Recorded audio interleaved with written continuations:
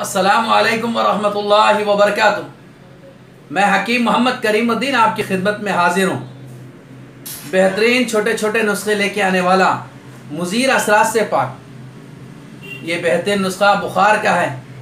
अक्सर लोग कहते हैं कि साहब हमें मालूम नहीं होता क्या का बुखार है, लेकिन पहले मरहले में डॉक्टरों के पास चले जाते हैं।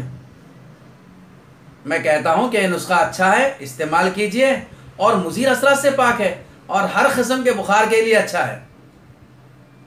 मैं पहले मरहले में करा लेना चाहिए।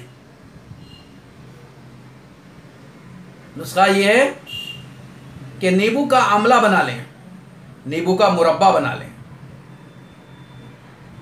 या बना हुआ नींबू का मुरब्बा है तो इसके अंदर थोड़ी सी काली मिर्ची और थोड़ी सी सौंठ डालें। काली मिर्ची और सौंठ, और इसको दिन में 4-5 मरतबा चाटें। इससे आपको भूख भी बढ़ेगी और बुखार भी कम हो जाएगा। ज़बान पे लगा, दूसरा ज़बान पे भी लगाएं ताकि जायका बढ़ने की वजह से आपको खाना भी अच्छा खाना खाया जाएगा।